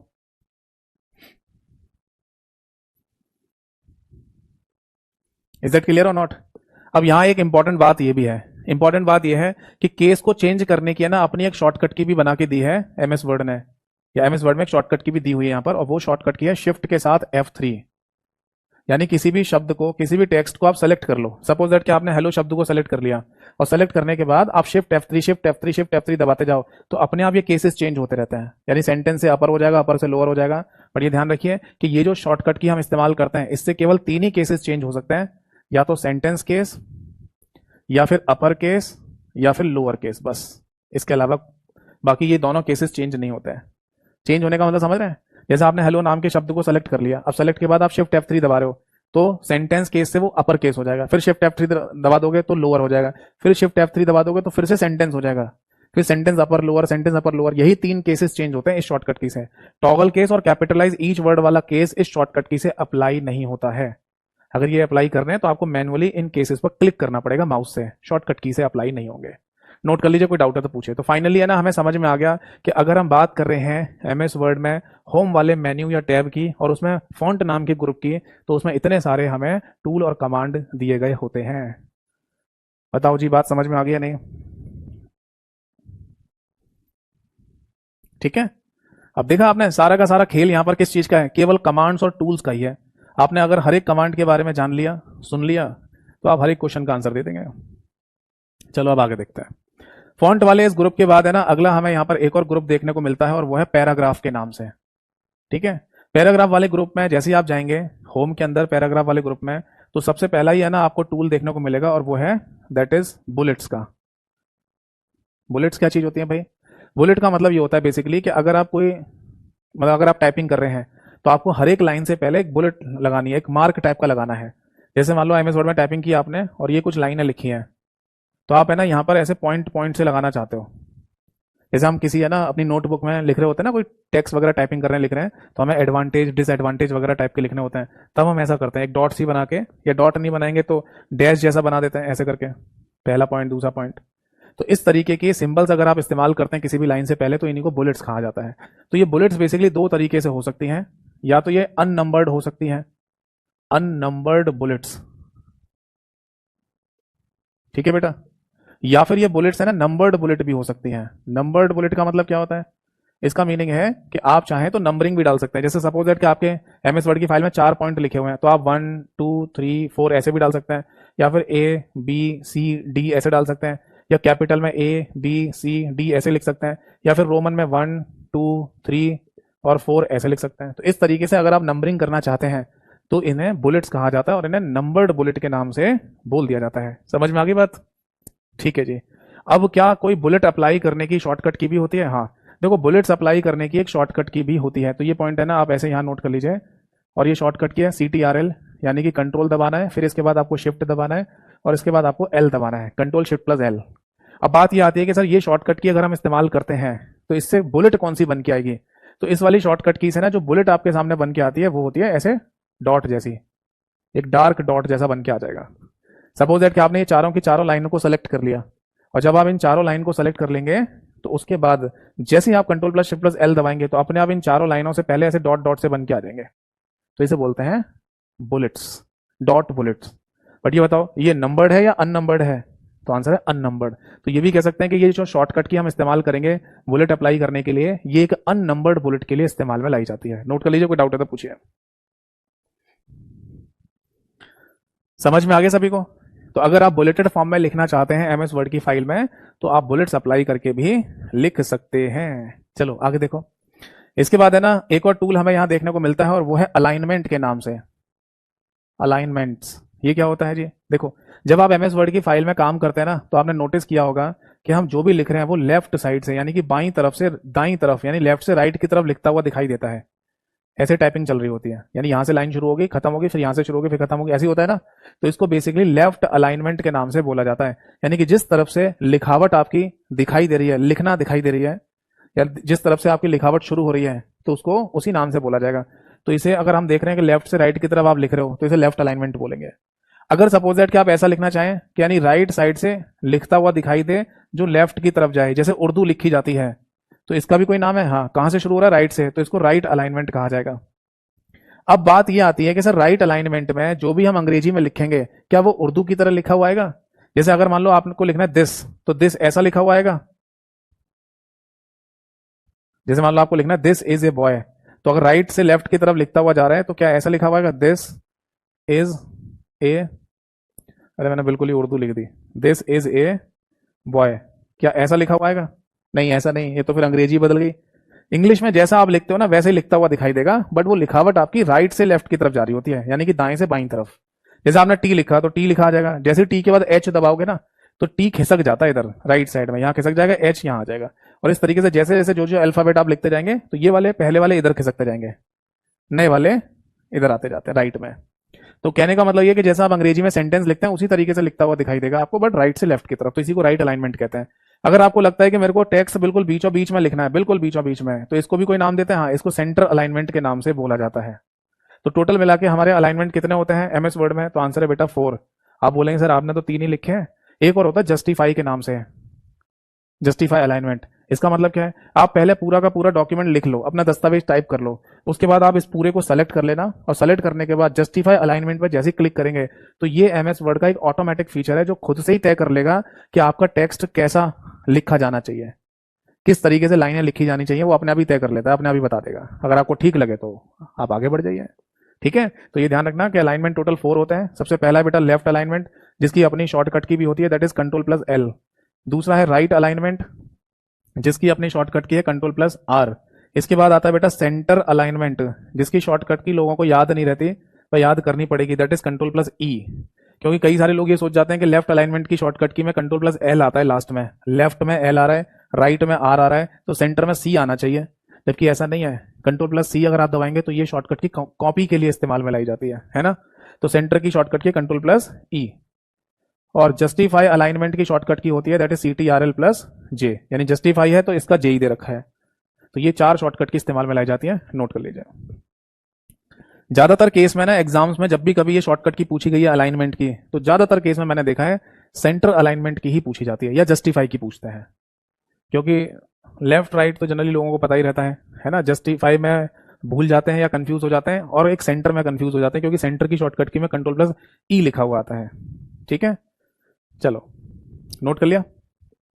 अब आगे बढ़ते हैं। बुलेट्स के बाद और अलाइनमेंट के बाद अगला जो टूल हमें यहां पर दिया गया बेटा वो होता है पैराग्राफ के अंदर, दैट इज लाइन स्पेसिंग। तो पैराग्राफ के अंदर ही है अभी हम, और नेक्स्ट पॉइंट लिखिए लाइन स्पेसिंग। आप जब एमएस वर्ड में काम करते हैं ना तो हर 2 लाइनों के बीच में आपको एक स्पेस दिखाई देगा। जैसे मान लो आपने टाइपिंग की एमएस वर्ड की फाइल में इस तरीके से, तो हर 2 लाइनों के बीच में एक स्पेस दिखाई दे रहा है आपको, इसी को कहते हैं लाइन स्पेसिंग। तो क्या ये लाइन स्पेसिंग को कम या ज्यादा किया जा सकता है? तो आंसर है हाँ, इसे कम ज्यादा कर सकते हैं। तो कितना कम कर सकते हैं, कितना ज्यादा कर सकते हैं, तो ये नोट कर लीजिए। आप है ना मिनिमम लाइन स्पेसिंग कर सकते हैं बेटा 1.0, और मैक्सिमम कर सकते हैं 3.0। आप बोलेंगे सर पॉइंट लगा के लिखने की क्या जरूरत है, 1 और 3 लिख दो, तो लिख दो, कोई बात नहीं। बट एमएस वर्ड में ऐसे ही लिखा हुआ आता है कि मिनिमम लाइन स्पेसिंग 1.0 और मैक्सिमम लाइन स्पेसिंग 3.0 है, तो इसलिए मैंने वहां पर लिख दिया है। बाई डिफॉल्ट केस में लाइन स्पेसिंग कितनी आती है अपने आप पहले से, तो 1.15, इसलिए यहां पर पॉइंट लगाया गया है, ये पॉइंट में लिखा गया ना, इसलिए इनको भी पॉइंट में लिखकर दिखाया गया है। तो अगर आपसे पूछा जाए कि एमएस वर्ड की फाइल में टाइप करते समय हर 2 लाइनों के बीच में बाय डिफॉल्ट यानी स्वतः ही कितना स्पेस होता है, तो आंसर है 1.15 पॉइंट का लाइन स्पेसिंग। लाइन स्पेसिंग के केस में ना 3 शॉर्टकट की इस्तेमाल में लाई जाती हैं, ये भी नोट कर लो, that is control plus 1, that is control plus 2, और नेक्स्ट है कंट्रोल यानी CTRL प्लस 5। 3 शॉर्टकट की। ये कंट्रोल प्लस 1 होती है single line spacing, single line spacing कहने का मतलब कि ये जो बाय डिफॉल्ट लाइन स्पेसिंग हमारा 1.15 होता है ना, इससे भी कम कर लिया जाए, 1 पॉइंट कर लिया जाए, ओनली 1, तो वो कंट्रोल प्लस 1 से हो जाता है। यानी आपको पूरा का पूरा डॉक्यूमेंट सेलेक्ट करना है, और सेलेक्ट करने के बाद कंट्रोल प्लस 1 दबा दो, तो जो बाय डिफॉल्ट लाइन स्पेसिंग है 1.15 उससे भी थोड़ा कम हो जाता है, लाइन थोड़ी चिपकी चिपकी से आ जाती है। अगर आपको लाइन स्पेसिंग दुगनी करनी है, सिंगल से ज्यादा लाइन स्पेसिंग देनी है, तो डॉक्यूमेंट को सेलेक्ट करने के बाद आप डबल लाइन स्पेसिंग का इस्तेमाल कर सकते हैं, तो दुगना स्पेस आ जाएगा, वो कंट्रोल प्लस 2 से होता है। जैसे सपोज दैट कि ये लाइनें लिखी हुई हैं, तो इनके बीच का जो स्पेस है ना, अगर मैं इसे सिंगल लाइन स्पेसिंग कह रहा हूं, मतलब एक एक पॉइंट कह रहा हूं, और आप इसको 2-2 पॉइंट करना चाहते हैं, तो फिर ऐसे आएगा, फिर इतना इतना गैप आ जाएगा हर 2 लाइनों के बीच में, इतना इतना गैप आ जाएगा। आप समझ गए, इसको बोलते हैं डबल लाइन स्पेसिंग। और अगर आप है ना 1.5 लाइन स्पेसिंग करना चाहते हैं, तो आप कंट्रोल प्लस 5 को दबा दीजिए। कुछ लोग ये समझ जाते हैं कि कंट्रोल+5 है तो 5 लाइन स्पेसिंग होना चाहिए। तो बेटा 5 पॉइंट या 5 लाइन स्पेसिंग तो मैक्सिमम है ही नहीं है, मैक्सिमम ही 3 पर खत्म हो रहा है, तो 5 पॉइंट तक तो जा कैसे सकते हैं। ठीक है, तो ये कंट्रोल+5 का मतलब होता है 1.5 लाइन स्पेसिंग, यानी कि 1.5 लाइन स्पेसिंग अगर आप रखना चाहते हैं तो रख सकते हैं। नोट कर लीजिए, कोई डाउट है तो पूछिए। बताइए जी, कहानी समझ में आई या नहीं। तो इसी तरीके से एग्जाम में क्वेश्चन पूछते हैं कि बताओ अगर आप हर दो लाइनों के बीच में 1.5 यानी 1.5 लाइन स्पेसिंग रखना चाहते हैं तो आपको कौन सी शॉर्टकट की इस्तेमाल में लानी होगी, या पूछेंगे कि लाइन स्पेसिंग मिनिमम और मैक्सिमम कितनी होती है। तो ये पॉइंट ध्यान रखिएगा। चलो आगे देखो, पैराग्राफ वाले ग्रुप के अंदर ही है ना आपको एक और टूल यहां देखने को मिलेगा जिसे बॉर्डर कहा जाता है। तो अगला हेडिंग डालिए बॉर्डर। ये क्या चीज होती है भाई। देखो बॉर्डर का मतलब सिंपल सा होता है एक तरीके से आउटलाइन। अगर आप लिखना चाहते हैं तो ऐसा लिख सकते हो, just like outline, just like outline. अब इस बात को ऐसे समझो, सपोज दैट क्या ना मैंने लिखा this is a boy, this is a boy, ये टाइपिंग की है एमएस वर्ड में। अब मैं ये चाहता हूं कि इसके ऊपर ऐसे एक बॉक्स टाइप का बन के आ जाए, एक आउटलाइन टाइप की बन के आ जाए, तो इसी को क्या कहते हैं, इसी को बॉर्डर कहा जाता है। या फिर मान लीजिए मैंने लिखा हेलो नाम का शब्द, इसको इसके ऊपर मैं आउटलाइन करना चाहता हूं तो इसको भी बॉर्डर कहेंगे। या सपोज दैट कि मैं हेलो नाम के शब्द के नीचे नीचे आउटलाइन करना चाहता हूं, आप बोलेंगे सर ये तो अंडरलाइन हो गई। हाँ अंडरलाइन जैसा ही है बट इसे भी बॉर्डर कहा जाता है। यानी कि जरूरी नहीं है कि पूरे चारों तरफ आउटलाइन आ जाए, आप जिस तरफ आउटलाइन रखना चाहें वैसे भी रख सकते हो। तो इसे बोलते हैं बॉटम बॉर्डर। अगर आप टॉप में बॉर्डर दिखाना चाहें टॉप बॉर्डर, अगर आप लेफ्ट में बॉर्डर दिखाना चाहें तो इसे लेफ्ट बॉर्डर कहेंगे, और अगर आप राइट में बॉर्डर दिखाना चाहते हैं तो इसे राइट बॉर्डर के नाम से बोल दिया जाएगा। यानी किसी भी शब्द के चारों तरफ जिस डायरेक्शन में आपको बॉर्डर लगाना हो सिंगल वो भी लगा सकते हो। तो बॉर्डर बेसिकली एक आउटलाइन के जैसा ही है बट जरूरी नहीं होता कि चारों तरफ बॉर्डर अप्लाई किया जाए। ठीक है, तो ये बस दिमाग में रखिएगा अपने कि ऑल बॉर्डर, ये जो चारों तरफ आपको दिखाई दे रहा है इसको ऑल बॉर्डर के नाम से बोलते हैं। तो ऑल बॉर्डर अप्लाई हो सकता है, left border, top border, right border, bottom, top border. फिर से बोल देता हूं, अगर आप ऑल बॉर्डर अप्लाई नहीं करना चाहते यानी चारों तरफ बॉर्डर नहीं लगाना आपको, तो top border, bottom border, left border, right border apply कर सकते हैं। अब मुद्दे की बात और क्वेश्चन जो आपसे पूछा जाएगा वो क्या होगा यहाँ पर, वो क्वेश्चन ये होगा कि ये बॉर्डर कहां पर अप्लाई किया जा सकता है, किन किन चीजों पर अप्लाई किया जा सकता है। तो बेटा देखो, आप है ना ये बॉर्डर किसी भी लेटर के ऊपर अप्लाई करना चाहें तो लेटर के ऊपर भी अप्लाई हो जाएगा। जैसे मान लो आपने केवल एच लिखा, इसके ऊपर अप्लाई करना चाहें तो ऐसे भी अप्लाई हो जाएगा। बट जनरली किसी लेटर के ऊपर बॉर्डर अप्लाई करता कौन है, जरूरत नहीं पड़ती ना। कम से कम कोई शब्द लिखोगे उसके ऊपर बॉर्डर लगाओगे ना। तो यहां से हम लिखेंगे कि अगर किसी वर्ड यानी शब्द के ऊपर बॉर्डर लगाना है लगा सकते हैं, किसी सेंटेंस के ऊपर बॉर्डर लगाना है लगा सकते हैं, या फिर किसी पैराग्राफ के ऊपर बॉर्डर लगाना चाहें तो वो भी लगा सकते हैं। और इसी तरीके से एक पेपर में क्वेश्चन पूछा गया, उसमें यह लिखा गया कि बताओ बॉर्डर कहां कहां पर लगाया जा सकता है। ऑप्शन में लिखा था वर्ड, सेंटेंस, पैराग्राफ, और एक और शब्द लिखा हुआ था और वो था पूरे के पूरे दस्तावेज या डॉक्यूमेंट पर। क्या पूरे के पूरे डॉक्यूमेंट पर, जैसे सपोज दैट के आपका ये एमएस वर्ड की फाइल का पेज है, ठीक है, तो क्या आप इस पूरे पेज पर है ना बॉर्डर लगा सकते हैं ऐसे, तो हाँ लगा सकते हैं। बट ये बॉर्डर का ऑप्शन आपको यहां नहीं मिलेगा, ये बॉर्डर का ऑप्शन आपको मिलेगा डिजाइन वाले मेन्यू के अंदर। ठीक है, अगर कलेक्टिवली देखा जाए कि बॉर्डर कहां कहां लगाया जा सकता है तो फिर है ना 4 आंसर होंगे या 4 पॉइंट होंगे, वर्ड, सेंटेंस, पैराग्राफ और डॉक्यूमेंट। पूरे डॉक्यूमेंट पे यानी पूरे पेज पे भी लग जाता है, पेज बॉर्डर बोलते हैं बेसिकली उसे। बट ये दो चीजें हैं, दो अलग अलग। होम के अंदर जो बॉर्डर दे रखा है इससे केवल वर्ड, सेंटेंस और पैराग्राफ पर बॉर्डर लगता है, और डिजाइन वाले इस मेन्यू या टैब के अंदर पेज बॉर्डर नाम का टूल दे रखा है जिससे पेज के ऊपर बॉर्डर लगाते हैं, ये वाला। ठीक है, वो मैं आगे लिखवाऊंगा आपको। समझ में आ गई बात। ठीक है जी, आगे बढ़ते हैं। अब इसके बाद है ना एक और इंपॉर्टेंट टूल यहां पर दिया हुआ है जिसे बोलते हैं इंडेंटेशन। इंपॉर्टेंट भी है और कई शॉर्टकट की भी इससे जुड़ी हुई है। अगर इंडेंटेशन लिखा हुआ नहीं आया तो लिखा हुआ आएगा इंडेंट द पैराग्राफ। कोई हिंदी नाम होता है इसका? नहीं, हिंदी में कोई नाम नहीं होता। ऐसे लिखा हुआ आएगा इंडेंटेशन बताओ क्या होता है, या इंडेंटेशन के रिगार्डिंग कौन सा स्टेटमेंट सही है, या इंडेंटेशन की शॉर्टकट की क्या है, ऐसे क्वेश्चन आते हैं। अब इसे समझते हैं कि ये होता क्या है। देखो, जब आप एमएस वर्ड की फाइल में काम कर रहे होंगे ना बेटा, तो वहां पर है ना आप देखेंगे कि ये एक पेज है जिस पर आप टाइपिंग कर रहे हो, तो यहां ऊपर की तरफ और लेफ्ट साइड में दो तरफ है ना आपको रूलर दिखाई देता है। क्या दिखता है? रूलर, रूलर ये दिखाई देगा। अब आप बोलेंगे सर रूलर से क्या होता है? देखो रूलर से ही सेट होता है आपका, जो भी आप टेक्स्ट लिख रहे हैं ना उसको रूलर से ही सेट करते हैं कि वो कहां से लिखा जाएगा।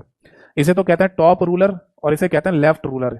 तो पहला क्वेश्चन तो ये बनता है आपके सामने कि एमएस वर्ड के पेज पर आपको रूलर किस दिशा में या किस तरफ दिखाई देता है। तो आंसर है दो तरफ, टॉप में भी और लेफ्ट में भी।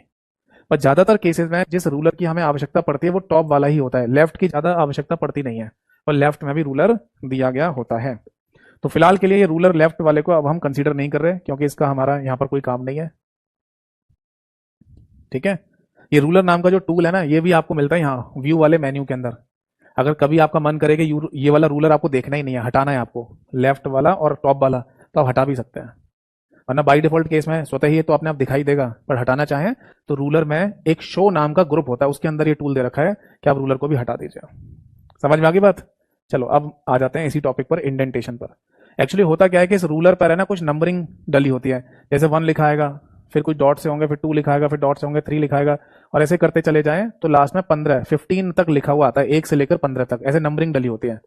तो यहां बेसिकली है ना, इस नंबरिंग जो डली हुई है इस पर आपको 3 पॉइंट दिखाई देंगे। इस रूलर पर आपको 3 पॉइंट दिखाई देंगे, एक ये, एक ऐसा और एक ऐसा। ये जो 3 पॉइंट है ना इस रूलर के ऊपर, इसी से ही है ना हम एमएस वर्ड की फाइल में किसी पैराग्राफ की पोजीशन को सेट करते हैं, और पैराग्राफ की पोजीशन को ही सेट करना इंडेंटेशन कहलाता है। देखो पैराग्राफ वाले ग्रुप में है ना, तो सारी कहानी पैराग्राफ के इर्द गिर्द घूम रही है, तो पैराग्राफ में जो लाइनें हैं उसकी पोजीशन को सेट करना ही क्या कहलाता है? इंडेंटेशन या इंडेंट द पैराग्राफ कहलाता है। कैसे, समझाता हूं। ये जो ऊपर वाला सिंबल आपको दिख रहा है ना, ये इस सिंबल को बेसिकली कहा जाता है first line indent. First line indent यानी कि किसी भी पैराग्राफ की पहली लाइन की पोजीशन को सेट करने वाला इंडेंट। ये जो आपको दिख रहा है नीचे, इसको कहते हैं, जो लेफ्ट साइड में है इसको कहते हैं लेफ्ट यानी कि बायां इंडेंट, और इसी बायां इंडेंट को एक दूसरे नाम से भी बोल देते हैं generally, hanging indent. Hanging indent, ठीक है। अभी कुछ समय पहले एक पेपर में ये क्वेश्चन भी पूछा, हैंगिंग इंडेंट वाला। और ये जो आपको राइट साइड में दिख रहा है, तो इसे राइट इंडेंट कह देते हैं। राइट यानी कि दायां इंडेंट ये कहा जाता है। ठीक है बेटा, अब इससे होता क्या समझाता हूं। ये वाली जो पोजीशन है ना इनको आप माउस से ना इधर उधर कहीं भी खिसका सकते हो जहां आपका मन करे। जैसे ये ऊपर वाला जो इंडेंट है इसे खिसका कर ना आप यहां से इस पोजीशन पर ले आओ, लेफ्ट को यहीं रहने दो, राइट को यहीं रहने दो। तो अगर आप कोई पैराग्राफ टाइप करोगे ना, तो पैराग्राफ की लाइन यहां से शुरू होगी, राइट में यहां तक जाएगी, और फिर लेफ्ट में दूसरी लाइन यहां से शुरू होगी, और इस तरीके से कोई पैराग्राफ लिखा जाएगा।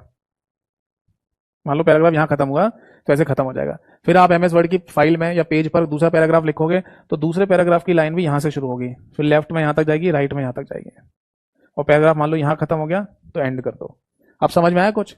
जब हम पैराग्राफ को टाइप कर रहे होते हैं तो उस पैराग्राफ की पहली लाइन कहां से शुरू हो वो इससे सेट किया जाता है, और लेफ्ट की सारी लाइनें कहां तक रहें वो इससे सेट करेंगे। इसको भी आगे पीछे खिसका सकते हैं, और राइट में सारी लाइनें कहां तक रहेंगी वो इससे सेट कर सकते हैं, इसको भी आगे पीछे खिसका सकते हैं। तो इसी को बेसिकली इंडेंटेशन या इंडेंट द पैराग्राफ के नाम से बोला जाता है।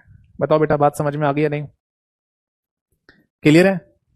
तो ये तीनों जो पॉइंट है ना बेटा, इनको माउस से पकड़ के आप जहां मन करे वहां खिसका सकते हो, ये आप ही के ऊपर होता है। आपके ऊपर है कि फर्स्ट लाइन इंडेंट को कितना भी आगे पीछे कर लो, लेफ्ट को आगे पीछे कर लो, राइट को आगे पीछे कर लो, आपके ऊपर है। बट यहां पर है ना बेसिकली 3 शॉर्टकट की इस्तेमाल में लाई जाती हैं। ठीक है, और वो शॉर्टकट की है सबसे पहला Ctrl+M, CTRL+M। इसी को बेसिकली यही कहा जाता है इंडेंट द पैराग्राफ। यानी अगर पेपर में कभी ऐसा कोई क्वेश्चन पूछा गया कि इंडेंट द पैराग्राफ की शॉर्टकट की क्या होती है, या पैराग्राफ इंडेंटेशन की शॉर्टकट की क्या है, तो आंसर होगा Ctrl+M। बट होता क्या है इससे, ये तो बताओ, बताता हूं। ये जो रूलर है ना, इसमें फर्स्ट लाइन इंडेंट ये रहा और लेफ्ट इंडेंट ये रहा, ये दोनों ही है ना, जैसे ही Ctrl+M दबाते हैं ये दोनों एक साथ मूव करेंगे आगे की तरफ। कितना? 1.25 इंच, यानी 1.25 इंच हर बार मूव करते हैं। 1.25 इंच, 1.25 इंच, इंचेस रियल में जो इंचेस साइज होता है उतना ही। ये बात हम सभी लोगों को पता है कि अगर 1 इंच दूरी की बात की जाए, 1 इंच की बात की जाए और उसे सेंटीमीटर में लिखना है तो कितना होता है? 1 इंच बराबर 2.54 सेंटीमीटर होता है, जिसको लोग जनरली 2.5 सेंटीमीटर बोल देते हैं कि 1 इंच बराबर 2.5 सेंटीमीटर। तो हर बार है ना, जैसे ही आप Ctrl+M दबाएंगे तो ये 1.25 इंच बढ़ते हैं, दोनों आगे बढ़ेंगे एक साथ। नोट कर लीजिए इसको। ठीक है, अब आगे देखो। इसके बाद जैसे हम आगे बढ़ेंगे हमें एक और शॉर्टकट की मिलेगी इंडेंटेशन से रिलेटेड, Ctrl+T। इससे क्या होता है? इसको बोलते हैं बेसिकली हैंगिंग इंडेंटेशन, या हैंगिंग इंडेंट बोल देता है। इससे क्या होता है? ये जो रूलर आपको दिख रहा है, इस रूलर पे ये जो नीचे वाला पॉइंट है जिसको हम है ना लेफ्ट इंडेंट कह रहे हैं या हैंगिंग इंडेंट बोलते हैं, यही केवल आगे बढ़ता है 1.25 इंच। इस वाली शॉर्टकट की से Ctrl+T दबाने से केवल हैंगिंग इंडेंट या लेफ्ट इंडेंट ही आगे बढ़ेगा। फर्स्ट लाइन इंडेंट और राइट इंडेंट पे कोई फर्क नहीं पड़ेगा, वो जहां पर है वहीं रहेंगे, ये आगे बढ़ता जाएगा। ठीक है भाई। अब आगे देखो, इसके बाद एक शॉर्टकट की और यूज होती है इसी इंडेंटेशन से रिलेटेड, कंट्रोल प्लस क्यू। इसका मतलब होता है रिवर्ट इंडेंटेशन। रिवर्ट इंडेंटेशन या रिवर्ट इंडेंट क्या मीनिंग है भाई? जैसे ये रूलर है, इस रूलर पर आपने फर्स्ट लाइन इंडेंट को यहां कर दिया, लेफ्ट इंडेंट को यहां कर दिया और राइट इंडेंट को यहां कर दिया, जबकि ये पहले यहां पर थे। यहां थी इसकी पोजीशन, इसकी पोजीशन यहां थी और इसकी पोजीशन यहां थी, यानी कि इनिशियल पोजीशन ये थी, जिनको आपने माउस से पकड़ के या शॉर्टकट की से आगे पीछे खिसका रखा है। तो जैसे ही आप कंट्रोल प्लस क्यू दबाएंगे ना, तो ये अपनी इनिशियल पोजीशन पर आ जाते हैं लौटकर। इनको आप कहीं भी आगे पीछे खिसका दो, बट अगर कंट्रोल प्लस क्यू दबा देंगे तो फर्स्ट लाइन इंडेंट के जस्ट नीचे लेफ्ट इंडेंट और राइट इंडेंट की जो जगह थी वो अपनी जगह पे लौट के वापस चले जाते हैं। तो इसी को रिवर्ट यानी वापस जाना कहा जाता है इंडेंटेशन के केस में। बताओ जी, बात समझ में आ गई या नहीं? तो ये है ना पॉइंट, आप नोट कर लीजिए। तो 3 शॉर्टकट की है इंडेंट से संबंधित। पहली है control plus M, control plus T, control plus Q. ठीक। अब एक छोटा सा पॉइंट और बता रहा हूं मैं आपको, वो भी ध्यान रखिएगा। देखो, एक्चुअली होता क्या है कि जब आप रूलर को देख रहे होते हैं ना, जैसे अगर आप रूलर की बात करें, ये है आपका रूलर। जैसे मैंने बताया कि रूलर तो दो तरफ दिखाई देता है, टॉप में भी और लेफ्ट में भी। बट ज्यादातर केस में ना जो रूलर हम इस्तेमाल करते हैं वो टॉप वाला ही रूलर होता है।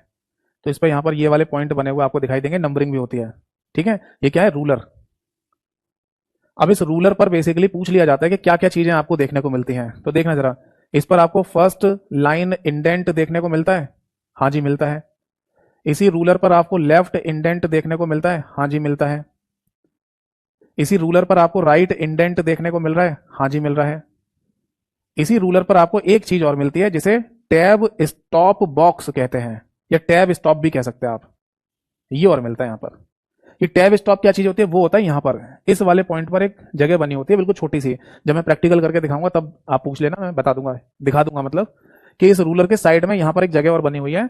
इस वाले पॉइंट से ना आप टैब की पोजीशन, मतलब टैब के स्पेस को सेट करते हैं। अब ये कौन सा टैब स्पेस है मैं बताता हूं। आपने देखा है कीबोर्ड पर जब टैब वाली की होती है, उसे अगर आप दबा दें तो एक ही बार में ज्यादा स्पेस छोड़ा जा सकता है। वैसे तो कीबोर्ड पर जो सबसे लंबी बड़ी की होती है, जैसे स्पेस बार कहते हैं, उससे एक सिंगल स्पेस आता है। हर बार स्पेस बार को दबाएंगे एक सिंगल स्पेस आएगा, दबाएंगे सिंगल स्पेस। बट अगर आप एक ही बार में लंबा चौड़ा स्पेस देना चाहते हैं तो टैब वाली की को दबा सकते हैं। तो उस टैब वाली की को दबाने से कितना टैब स्पेस देना चाहते हैं आप, वो है ना यहां से सेट कर सकते हो आप। फिर से सुन लीजिए, कीबोर्ड पर जो टैब वाली की दे रखी है उससे कितना स्पेस देना चाहते हैं एक बार में, वो यहां इस वाले पॉइंट से सेट किया जाता है। तो इसी को टैब स्टॉप कहते हैं। अभी बीते कुछ समय पहले एक पेपर हुआ है जहां ये क्वेश्चन पूछा गया कि बताइए रूलर पर इनमें से कौन सा ऑप्शन नहीं होता है। तो एक ऑप्शन तो दे रखा था ये वाला फर्स्ट लाइन इंडेंट, एक दे रखा था लेफ्ट इंडेंट, और एक ऑप्शन दे रखा था टैब स्टॉप, और एक ऑप्शन पे दे रखा था सेंटर इंडेंट। तो क्वेश्चन था इनमें से कौन सा इंडेंट नहीं होता है। तो क्या सेंटर इंडेंट के नाम से कोई इंडेंट होता है? नहीं होता। वही हमारा सही आंसर था। तो टैब स्टॉप भी है ना रूलर के बिल्कुल साइड में दिया हुआ है, तो उसको भी रूलर पे ही कंसीडर किया जाता है। ठीक है, नोट कर लीजिए, कोई डाउट है तो पूछिए। बताइए, बात समझ में आ गई या नहीं? ठीक है, ठीक है जी। तो फाइनली है ना पैराग्राफ वाले ग्रुप के अंदर है ना हमको इतने सारे टूल्स या कमांड्स दिए हुए हैं जिनका हम इस्तेमाल कर सकते हैं। आगे देखो भैया, चौथे नंबर पर है ना यहाँ पर एक और ग्रुप आपको देखने को मिलेगा जिसे स्टाइल्स बोलते हैं। ये क्या है स्टाइल? स्टाइल का मतलब आप ऐसे समझ लो कि जब आप एमएस वर्ड की फाइल में टाइपिंग कर रहे होते हैं ना, तो आप पूरा का पूरा टाइप कर लो। उसके बाद अगर आपको है ना स्टाइल चेंज करनी है, जिसमें अलग अलग तरीके से आपका टेक्स्ट लिखा हुआ दिखाया जाता है। किसी में थोड़ा छोटा हो जाएगा, किसी में थोड़ा बड़ा हो जाएगा, है ना, किसी में फॉन्ट का साइज कम हो जाता है, किसी में ज्यादा हो जाता है। तो इस तरीके से अलग अलग स्टाइल दे रखी है, अलग अलग स्टाइल में लिखना। तो वो स्टाइल नाम का टूल आपको दे रखा है। ठीक है जी, समझ आया? तो स्टाइल में हमारे डॉक्यूमेंट का स्टाइल यहां से चेंज किया जा सकता है। डॉक्यूमेंट स्टाइल चेंज करना तो आप यहां से कर सकते हैं। ठीक है जी। इसमें कुछ नाम होते हैं, जैसे कि एक तो नॉर्मल स्टाइल होती है। मतलब अगर आप एमएस वर्ड की फाइल में टाइपिंग शुरू कर दो, फाइल को ओपन करते ही अगर टाइपिंग शुरू कर देते हैं तो उसको नॉर्मल स्टाइल बोलते हैं बेसिकली। इसके बाद एक स्टाइल का नाम होता है नो स्पेस स्टाइल। फिर इसके बाद एक स्टाइल दे रखी है हेडिंग 1 के नाम से, एक स्टाइल का नाम है हेडिंग 2 के नाम से, ऐसी हेडिंग 3 के नाम से भी एक स्टाइल दी गई होती है, और आगे भी और भी स्टाइल दे रखे हैं, दैट इज एक्सेट्रा यानी कि इत्यादि। इससे ऐसा कोई क्वेश्चन पेपर में ज्यादा पूछा नहीं जाता। बस ये ध्यान रखना कि अगर आप पूरे डॉक्यूमेंट का स्टाइल चेंज करना चाहते हैं तो ये ऑप्शन आपको होम वाले मेन्यू या टैब के अंदर देखने को मिलेगा। नोट कर लीजिए, कोई डाउट है तो पूछिए।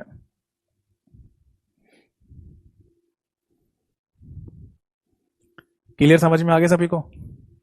यानी अगर आप है ना पूरे दस्तावेज के स्टाइल को चेंज करना चाहते हैं तो स्टाइल वाले ग्रुप के अंदर ऐसी स्टाइल दे रखी है आपको, तो या तो आप पहले से कोई स्टाइल सेलेक्ट कर लो या फिर पूरा का पूरा डॉक्यूमेंट लिख लो, उसके बाद अगर कोई स्टाइल चेंज करनी है तो आप कर सकते हो।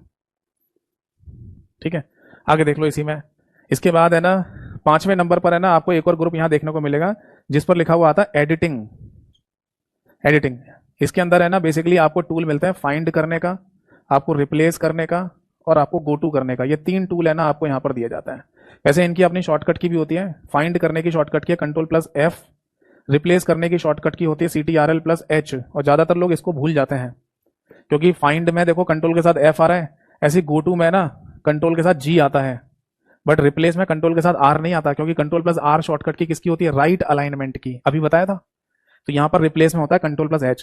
ज्यादातर लोग 2 शॉर्टकट की में कंफ्यूज हो जाते हैं, एक तो सेंटर अलाइनमेंट की शॉर्टकट की और एक रिप्लेस की शॉर्टकट की। इनमें ही है ना लेटर मैच नहीं करते हैं। रिप्लेस में Ctrl+H दे रखा है और सेंटर अलाइनमेंट में Ctrl+E दे रखा है। ठीक है, अब देखो आपको ना कुछ भी ढूंढना है, मान लो पूरे आपकी एमएस वर्ड की फाइल में 100 पेज लिखे हुए हैं, 100 पेज की फाइल है आपकी, और आपको कुछ भी ढूंढना है उस फाइल में, तो आप फाइंड टूल का इस्तेमाल कर सकते हैं। या फिर ऐसा हो सकता है कि आपने एमएस वर्ड की फाइल में 100 जगह पर यतेंद्र शब्द लिखा है, फिर आपको अचानक किसी ने बोला भाई यतेंद्र नहीं लिखना, वहां तो अमित शब्द लिखना था, तो आप यतेंद्र शब्द को ढूंढ ढूंढ के वहां पर अमित थोड़ी करोगे, आप टूल इस्तेमाल करेंगे रिप्लेस वाला। जैसे रिप्लेस वाले टूल को इस्तेमाल करेंगे वो पूछेगा कि किस शब्द को किस शब्द से रिप्लेस करना है, दोनों लिख के ओके कर दो। अगर पूरे दस्तावेज में 100 जगह यतेंद्र शब्द लिखा होगा वो तुरंत ही 1 सेकंड में अमित शब्द से रिप्लेस हो जाएगा। और अगर आप पूरे डॉक्यूमेंट में कहीं पर भी डायरेक्टली जंप करके पहुंचना चाहते हैं तो गो टू टूल का इस्तेमाल कर सकते हैं। जैसे आपकी 100 पेज की फाइल है, आप पहले वाले पेज पर हो और इससे आपको डायरेक्टली जंप करके 100वें पेज पर जाना है तो आप गो टू टूल का इस्तेमाल कर सकते हैं। या पेज में ही कोई सेक्शंस वगैरह आपने बना रखे हैं उन पर डायरेक्टली जंप करके आपको पहुंचना है तो गो टू टूल का इस्तेमाल कर सकते हैं। ठीक है, अब एक इंपॉर्टेंट बात बताने जा रहा हूं, ध्यान से सुनिएगा। जैसे माइक्रोसॉफ्ट 365 या इसको कलेक्टिवली MS3 या ऐसे बोल दो, क्योंकि हम एमएस वर्ड को पढ़ रहे हैं ना, तो माइक्रोसॉफ्ट 365 में एमएस वर्ड को वर्ड 365 के नाम से बोला जाता है। तो इस वाले वर्जन में, यानी कि इसी वर्जन की बात चल रही है और वर्ड वाले एप्लीकेशन की, इसमें क्या कर दिया है, एक छोटा सा चेंज कर दिया है। यहां पर है ना जैसे ही आप Ctrl+F दबाते हैं तो अब जो फाइंड जैसा खुल के आता था ना पहले पुराने वर्जन में, वो नहीं खुलता, अब खुलता है नेविगेशन पैनल। नेविगेशन पैनल खुलकर आएगा आपके सामने। ये कैसे खुलता है, कहां दिखता है, सपोज दैट कि ये एमएस वर्ड की फाइल आपने ओपन की हुई है तो यहां खुल जाता है लेफ्ट साइड में, ये ऐसे खुल के आ जाएगा नेविगेशन पैनल। काम इसका अभी भी वही सेम है, यानी अगर आपको अपने पूरे डॉक्यूमेंट में कुछ भी सर्च करना है, फाइंड आउट करना है, तो इस नेविगेशन पैनल में लिख दो, यहां पर वो सर्च करके आपको दिखा देगा कि ये चीज कहां लिखी हुई है। यानी कि नेविगेशन पैनल और फाइंड दोनों का मीनिंग सेम ही है, पर थोड़ा सा चेंज या बदलाव के साथ दे दिया है आपको। तो अगर आपके पेपर में कभी क्वेश्चन पूछा जाए कि फाइंड करने की शॉर्टकट की क्या होती है, तो Ctrl+F, और नेविगेशन पैनल को खोलने की या नेविगेशन पैनल को यूज करने की शॉर्टकट की क्या है, तो उसका भी आंसर Ctrl+F ही होता है। पुराने वर्जन में फाइंड टूल इस्तेमाल होता था, अब नए वर्जन में नेविगेशन टूल इस्तेमाल होता है। नेविगेशन का मतलब ही होता है ना ढूंढना। जैसे गूगल मैप नाम की जो एप्लीकेशन आप इस्तेमाल करते हैं किसी रास्ते को ढूंढने के लिए, तो गूगल मैप नाम की एप्लीकेशन को भी नेविगेशन ऐप कहा जाता है, नेविगेशन एप्लीकेशन कहा जाता है। समझ में आ गया? चलो, तो ये बात ध्यान रखिएगा। अब नेक्स्ट आगे बढ़ेंगे, तो ये हो गया 5वां। इसके बाद 6वां नाम 6 नंबर पर आपको यहां एक और ग्रुप दिया हुआ है और उस पर लिखा आता है वॉइस। ये क्या है, वॉइस के अंदर है ना आपको बेसिकली मिलेगा वॉइस टाइपिंग नाम का टूल। ये क्या होता है भाई वॉइस टाइपिंग? देखो मैं बताता हूं आपको, आपने ना अभी तक एमएस वर्ड की फाइल में अगर कभी काम किया है, अगर आपने टाइपिंग वगैरह की है, तो ट्रेडिशनल मेथड का इस्तेमाल किया होगा, और वो ट्रेडिशनल मेथड होता है कीबोर्ड से टाइप करना, है ना? यही इस्तेमाल में ला रहे हो आप, कीबोर्ड से टाइपिंग करते हैं एमएस वर्ड की फाइल में, जो भी दस्तावेज लिखना लिखते जा रहे हो।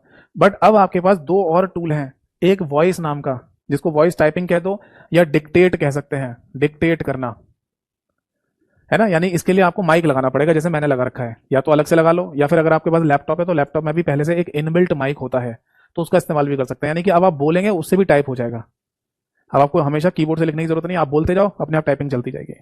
तो एक ऑप्शन यहां दे दिया टाइपिंग का, और एक ऑप्शन आपको यहां मिल जाएगा ड्रॉ करने का। ड्रॉ मतलब अपनी हैंड राइटिंग में भी अगर आप लिखना चाहते हैं तो वो भी लिख सकते हैं। तो एमएस वर्ड दस्तावेज में या एमएस वर्ड की फाइल में लिखने के अब टोटल 3 तरीके हैं, कीबोर्ड से टाइपिंग, वॉइस टाइपिंग और अपनी हैंड राइटिंग, तीनों तरीके से आप लिख सकते हो। ठीक है, चलिए आगे देखिए, 1-2 पॉइंट और रह गए, उसे पढ़ के फिर आज की क्लास को खत्म करेंगे। 7वें नंबर पर है ना आपको एक और ग्रुप यहां दिया गया है, और वो है एडिटर के नाम से। ये एडिटर क्या होता है? एडिटर के अंदर बेसिकली स्पेलिंग और ग्रामर मिस्टेक ही दिखाई जाती है यहां पर भी, ठीक है ना? आप एक तरीके से ये बोल सकते हैं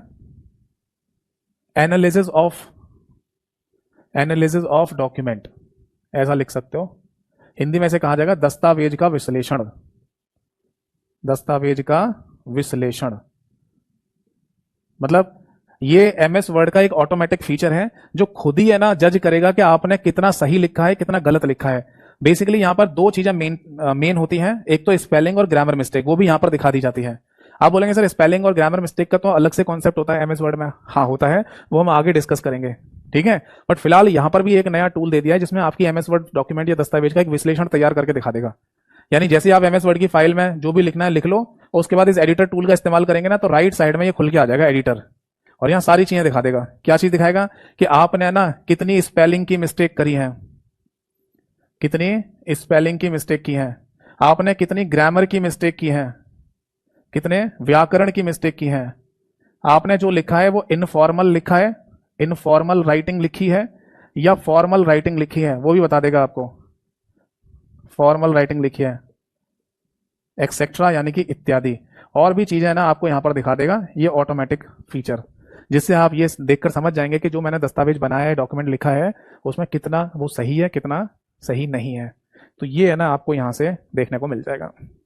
अब आप बोलेंगे सर स्पेलिंग और ग्रामर मिस्टेक के ऊपर भी एग्जाम में क्वेश्चन पूछे जाते हैं, तो मैंने कहा ना स्पेलिंग और ग्रामर मिस्टेक को एक प्रॉपर डिटेल में समझाऊंगा यहां पर, यहां दिया हुआ है वो टूल रिव्यू के अंदर, वहां उसे ढंग से समझ लेंगे। बस यहाँ इतना समझ लो कि एनालिसिस ऑफ डॉक्यूमेंट आपको एक दे दिया जाता है कि आपने कितना सही लिखा है। और एक लास्ट पॉइंट और लिख लो, ये है 8वें नंबर का ग्रुप जिस पर लिखा आता है एडेंस। एडेंस का मतलब होता है एडिशनल एप्लीकेशन को, एडिशनल एप्लीकेशन को ऐड करना, ऐड करना, ठीक है, यानी कि अतिरिक्त एप्लीकेशन को ऐड करना। एमएस वर्ड से हटकर किसी अतिरिक्त एप्लीकेशन को भी अगर आप यहां पर ऐड करना चाहें, यूज करना चाहें, तो आप कर सकते हैं। अब ये एडिशनल एप्लीकेशन क्या होती है मैं समझाता हूं।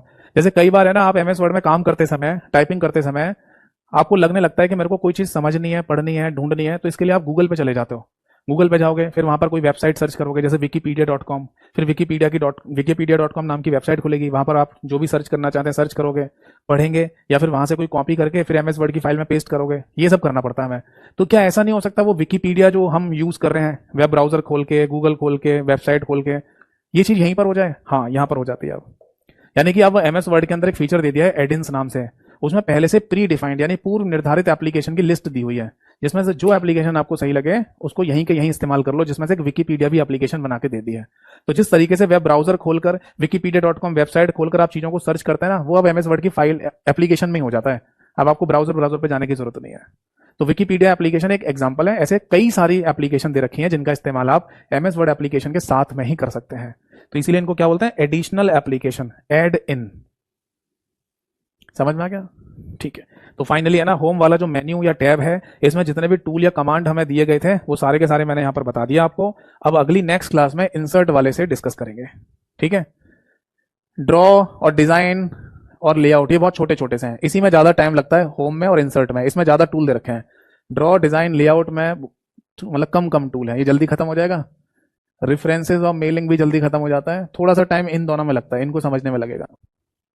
चलो वो तो जितना जल्दी होगा है ना, हम उतना जल्दी इसे कवर करेंगे आराम आराम से, ठीक है। तो आज की क्लास और आज की सभा यहीं पर समाप्त होती है, अगली क्लास में मिलेंगे। अब अगर कोई डाउट है किसी का तो पूछो, इस टॉपिक से रिलेटेड हो वो भी पूछ सकते हैं, इस टॉपिक से हटके हो तो भी पूछ सकते हैं। एक बच्चे का कमेंट आया है आकाश सेन का, sir is there any change in live and VOD section? हाँ, थोड़ा बहुत तो चेंज मिलेगा ही मिलेगा आपको। भाई देखो, आप है ना अगर वीओडी वाले सेक्शन में जा रहे हो या फिर लाइव वाले सेक्शन में जा रहे हो, आप पहली बात तो कोई एक ही सेक्शन देखो। अगर आपके पास भरपूर समय है, आपका एग्जाम होने में टाइम है, तो केवल लाइव वाली क्लासेस को देखना, वीओडी को छूना भी नहीं है आपको, कभी भी खोल के नहीं देखना। और अगर आपका पेपर जल्दी आ गया है नजदीक, तो फिर आप वीओडी वाली क्लासेस से देखकर अपना सिलेबस पूरा कर लो, लाइव को छूना भी नहीं है आपको, देखना भी नहीं है। अगर आप दो नावों पर सवार होकर चलेंगे तो हमेशा लुढ़क जाएंगे, गिर जाएंगे। तो आप बोलेंगे सर इन दोनों में बहुत डिफरेंस होता है क्या? नहीं, ज्यादा से ज्यादा 20% का, बस इतना ही हो सकता है, वो भी 10 से 20% ही कहूंगा, मैक्सिमम 20% मान लो, इतना चेंज हो सकता है। तो ये चेंज आता कैसे है? देखो बात यह है कि यह है थ्योरेटिकल सब्जेक्ट। अगर मैथमेटिक्स होता, रीजनिंग होता, तो आज से है ना मान लो 2 साल पहले, 5 साल पहले अगर जो चीज पढ़ाई जा रही है है ना। रीजनिंग में आज भी अगर पेपर में वही चैप्टर पूछे जा रहे हैं तो टीचर आज भी वही पढ़ा रहा होगा। बट थ्योरेटिकल सब्जेक्ट में क्या होता है कि पैटर्न को देखते हुए, क्वेश्चंस को देखते हुए कंटेंट में थोड़ा सा चेंज लाया जा सकता है। सपोज दैट कि आज से 2 साल पहले या 1 साल पहले जो एग्जाम हो रहे थे उसमें है ना कोई पर्टिकुलर टॉपिक पे ज्यादा क्वेश्चन पूछ रहे थे, बट आजकल वो टॉपिक पूछते ही नहीं है, किसी भी एग्जाम में क्वेश्चन नहीं आ रहा, मतलब कि वो टॉपिक को आप छोड़ सकते हो या थोड़ा बहुत पढ़ लो, हटा दो उसको। तो इस तरीके से ना थोड़ा सा चेंज या बदलाव हमें देखने को मिलता है लाइव वाली क्लास में।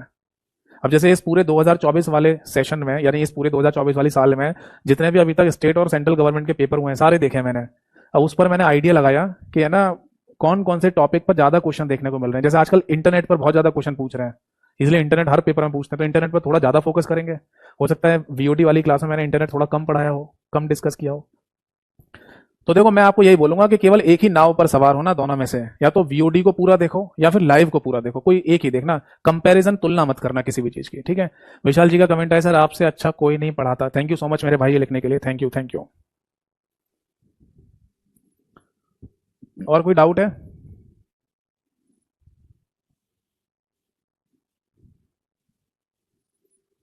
चलो, अब वैसे भी टाइम पूरा ही हो गया है, तो आज की क्लास और आज की सभा को यहीं समाप्त करते हैं, अगली क्लास में मिलेंगे। और जाते जाते ये बोलूंगा कि कभी भी पढ़ते समय कोई डाउट आए तो आप मेरे से डाउट पूछ भी सकते हैं। कौन सा डाउट? एमसीक्यूज में, थ्योरेटिकल नहीं, वो तो क्लास में ही पढ़ना, क्योंकि व्हाट्सएप पर पूरी थ्योरी नहीं पढ़ा सकता। तो अगर कोई एमसीक्यू पढ़ते समय डाउट आए तो आप मुझे व्हाट्सएप पर भी पूछ सकते हैं। व्हाट्सएप नंबर मैंने क्लास के शुरुआत में आपको दिया ही था, और जितना जल्दी होगा मैं रिप्लाई करने की पूरी कोशिश करूंगा। बट आप जब भी डाउट पूछें अपने बैच का नाम लिखकर जरूर भेजा करिए। जय हिंद, वंदे मातरम।